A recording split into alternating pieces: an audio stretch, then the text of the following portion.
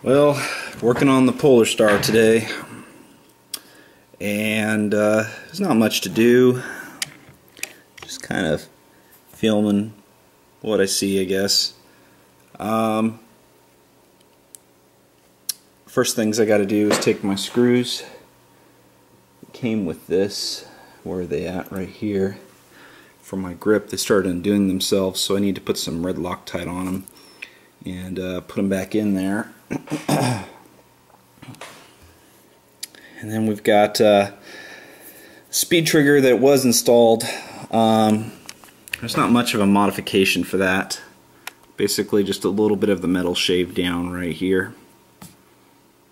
And the PolarStar is just using basic mechanical process for the trigger still. So pretty much still basic there. So what I've done is take the cutoff out, and I know what happens is I can pull the trigger on safety, and the reason for this is because I was pretty sure the cutoff, or not the cutoff, the safety bar, safety lever, was shaved down a little too much. I open it up, and of course that's exactly what it is. I'm not sure if this was exactly shaved down by someone but then installed, or installed and then shaved, but it's definitely grinded down a little bit. So what happened was it was grinded down too much, and basically that allowed this to still pull on safety forward. So the way I'm going to address this, I think, is I'm going to cut a little bit more off and then attach some plastic with super glue like I usually do. The reason I don't want to put JB weld is sometimes you hit into it and it cracks it off, and even with trying to apply it, sometimes it doesn't stay on there. It doesn't last as long as I usually want to. I've noticed with super glue and plastic, I've never had an issue. So the JB weld can kind of come rounded, and because of that you can push pressure and still shoot. But with a plastic piece that is completely rectangle, it stops it dead. So this is another reason why I would go to plastic. So I'm probably going to shave this down just a little bit, and then attach and super glue, and then shave it to the correct length it should be, and be done with that. And then super glue the, red Loctite the screws, and put this thing back together. So that's pretty much it for the work I'm going to have to do on this thing. It's not really much of anything. So if anyone's looking to do a speed trigger, it's actually very easy to install. Like I said, there's just a little bit of shaving here to allow the trigger to fit in there properly. And then you might have to modify this a little bit. Another thing I might do is take out this screw in the back here, add some red Loctite, and tighten it in there so it doesn't really move. I'll have to check that. Now, sometimes I put plastic instead, just so it doesn't move really at all. Again, I don't like to use JB weld on these areas because eventually it wears down a little bit if you're just, tapping it away, and if it's rounded, it needs to be square. Okay, so I already sanded down till it was flat. Well, actually, I used the Dremel tool first to make it flat, and then I sanded it down, and I cleaned it, and then I did that same thing to the plastic. Now the plastic is this garter tappet plate that was just, it broke at one time, so I just used it as scraps for any modifications. And so I find a spot, mark what I want to use, cut it out, and I usually cut a little bit bigger, so you can see it's a little bit bigger. And then I'm going to use the Dremel tool to cut it down to the right right size and right shape, and then it will be perfect. So I'm just going to let this dry, and you can see I just overwhelmed it a little bit because when I use the Dremel tool, it's going to cut off that glue, and I just want it to seep down in there and be really hard. I did push with pressure, so it is pretty much ready to go. Just wait. Just going to wait on it and then cut it down. And then I'm going to reinstall this and red Loctite the screws, and then I'll be pretty much set to go. Alright, so test of truth right here. I've already tested and perfected, but if you put it on safety, trigger is stiff as heck. That's safety right there. Trigger is stiff as heck. You cannot pull it forward. So the question is, if you let go of the selector plate, does the safety bar move?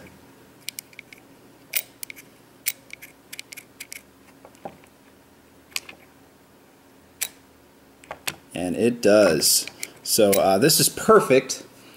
Now we're going to go ahead and turn this over.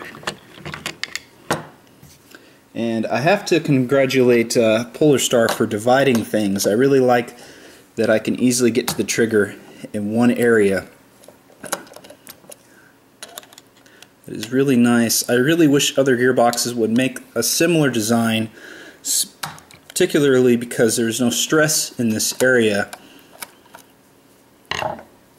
And for that reason, they should be separated, make it easy access instead of pulling off the whole thing.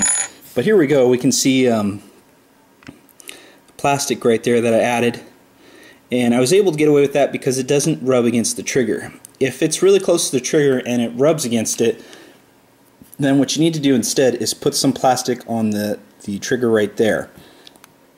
Not the tip. The tip touches the button inside. Just like AEG's, the tip makes the trolley, which is something like this, move forward. The tip will touch right here. So in this case, you would not modify the tip of the trigger inside. You modify the front of the trigger, and you put a piece of plastic right there at this location. Sorry. At that location right there. Put a small piece of plastic in front, and it will prevent the trigger from hitting down into the safety bar a little bit. Or, I mean, it'll block it, that space. You want that necessary space. So this is working all perfect. I don't need to put any red Loctite here because this is designed very well that it actually, if the screw starts to come undone, it will... Okay, before I got cut off by the battery, I was saying that I really enjoy that this is separated, and this kind of blocks this screw from coming up. So because of that reason, I don't need to, you can see right here, I don't need to put some red Loctite. I just need to close this thing up and screw it down and be all done. And that's pretty much how I did it. It's pretty simple. This stick, again, this is really nicely made, so I just pretty much took out the only little tiny flaws that it was, I guess it was somewhat work related. Whoever worked on the trigger, I don't know, but I've done a lot of speed modifications and hair trigger modifications with the speed triggers, and then making them not shoot properly. So it was right up my alley just to easily take it apart and do it. But we'll show some video footage probably later of this gun shooting. I haven't really taken the time to do anything like that. Just basically showing that I really want safety on safety. And some people where I was playing just said, don't even worry about it, but me, I like to have things exactly 100% perfect. So there it is.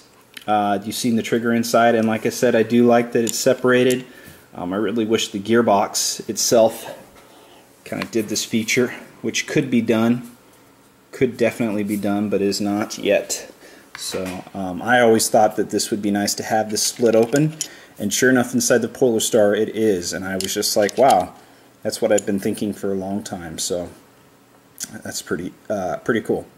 Okay, there's no air left on the tank, so I gotta go fill that up to do some shooting. But I wanted to show that this is working. See how stiff that is? You can't shoot it on a semi. You can hear it shoot. Not much of any air, full auto. So again, no matter how much I pull, I'm pulling hard. I cannot push on shoot. So I did a good job. In here, it was so hard to get because it was hex screws to get it up here. because I have this whole distance even down here. So what I used was my M180 Satan. I put it right next to the grip and I guided the screws down to here and got them in. Then I dripped some red Loctite on the screws while it was up a little bit before it was before it was down all the way in like that.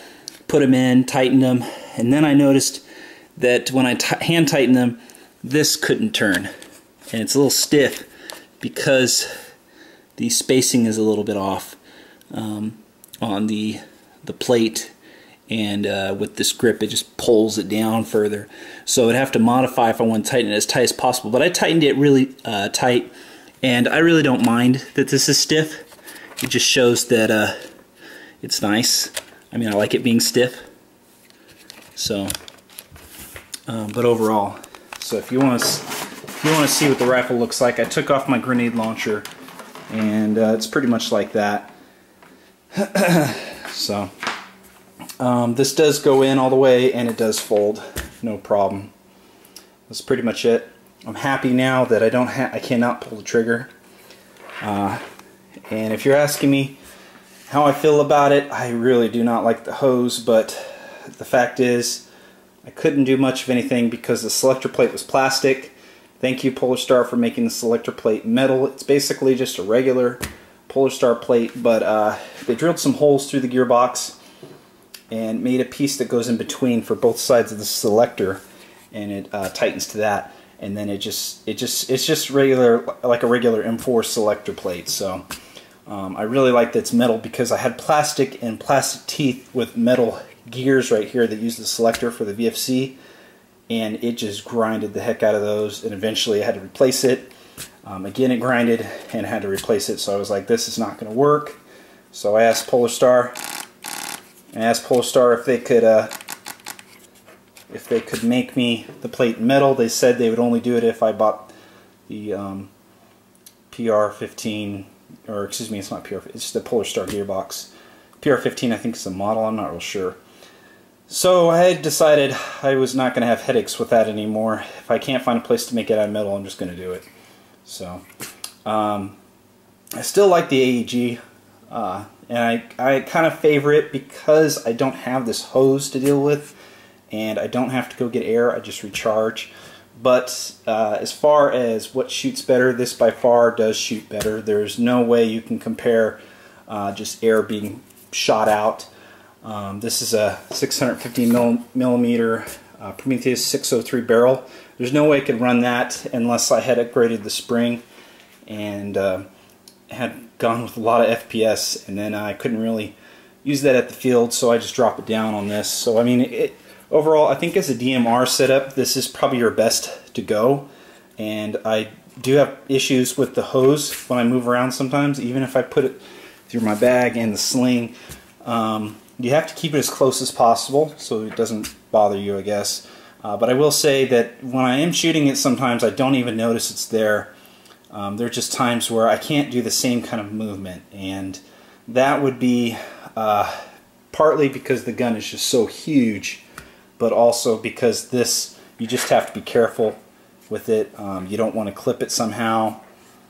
I believe there is a better line that can be made, but I don't know. That's what some of my friends were saying. Anyways, I am so happy now that the safety works.